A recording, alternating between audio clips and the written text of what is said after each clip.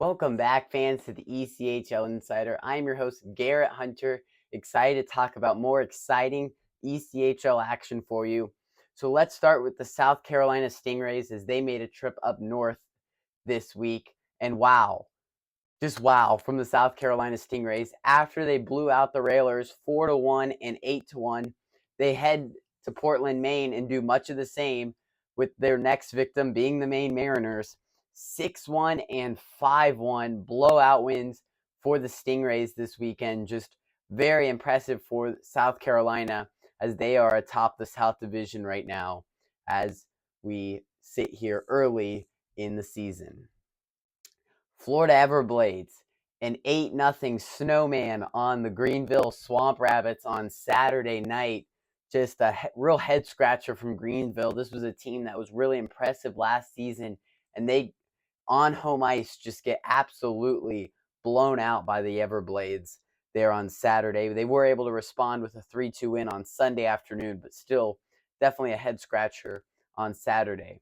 Another head scratcher was the Idaho Steelheads as they were swept on home ice by the Rapid City Rush for the first time ever.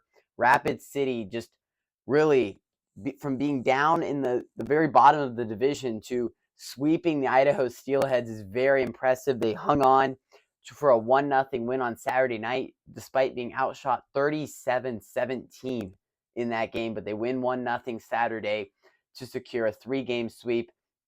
Should set up for a very interesting 3-game set the other way in South Dakota between these two teams this week. And finally, the Toledo Walleye beat out the Norfolk Admirals 5-1 and 6-2 when they went to Virginia. Very impressive from Toledo as they get to head home this week. Well, let's switch gears to our top 5 games of the week. A lot of great ones to talk about. So we will start at the top with the Adirondack Thunder as they head south to take on the Savannah Ghost Pirates on Thursday night. Savannah, a team that has really impressed me this season. They've started out strong, got a lot of good wins, but this Adirondack team cannot be questioned. They made it to the Eastern Conference Final last year, so you know it's definitely a challenge when the Thunder come into your barn.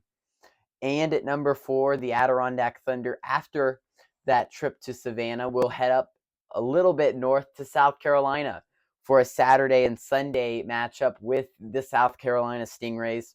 South Carolina, we talked about them and what they did to Maine and Worcester, but this Adirondack team is very good. So we'll see how South Carolina is able to respond and play if they're able to keep their success going against North Division teams when they see the Thunder this weekend.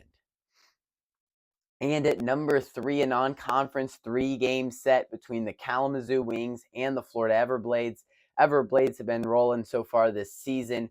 Several shutouts for them already, but Wednesday, Friday, and Saturday should be a unique challenge for them when they see Kalamazoo roll into South Florida. Kalamazoo, very good team. They've impressed me a little bit early in the season, honestly. Didn't know how they would start the season out, if it would be a little shaky or not, but very good from the Wings so far, but they will have their hands full when they go to South Florida to face a very good Florida Everblades team. And at number 2, a home and home Wednesday and Friday between the Reading Royals and Norfolk Admirals, two teams that sit 2 and 3 right now in the North Division, with Norfolk in that second place spot. Norfolk, a little bit of a head scratcher. They got blown out in those 2 games we mentioned earlier against Toledo. So how will they respond? You know, Reading has seen the most games played so far out of anyone in this league, so they're definitely getting their skates wet so far in the year. But how does Norfolk kind of respond? They were just really shocked, I think, and caught off guard by the Walleye last week. How do they respond with another very good team in the Royals? Royals have played great hockey so far, already 16 games into their season, so we'll see how they play against the Norfolk Admirals. And our top game of the week, the Wheeling Nailers from the North meet Fort Wayne from the Central Division on Saturday night in Fort Wayne, Indiana. Both teams have impressed me so far. Comets in second in the Central. Top place in the North is the Nailers. Nailers have really impressed me. You know, moving to a new division, you're playing teams that, man, you haven't played them for a long time or haven't played a lot, and they have just kept rolling, right? Just kept rolling right along from their playoff appearance last season. So we'll see what they look like against the Fort Wayne Comets. Fort Wayne, a very good team. So we will see what it looks like when they go on the road to face the Comets.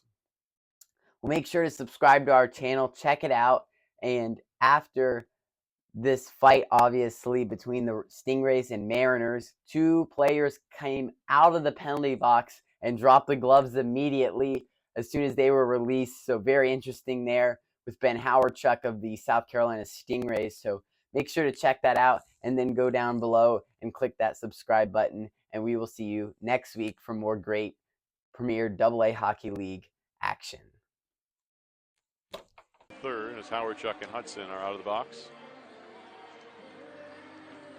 And they're going to go at it now. Out of the penalty box, Howardchuk and Hudson will actually fight this time. And Hudson throwing some pretty big blows. Hard to tell how many actually connected. Howardchuk trying to come back. Hudson responds. Hudson again. Howardchuk trying to shake his hand free. They're really mad at one another. And, boy, I got to say, Hudson really handled himself. You don't expect Jacob Hudson to be a guy that would take on Ben Howardchuk, but he did. And he gives this big crowd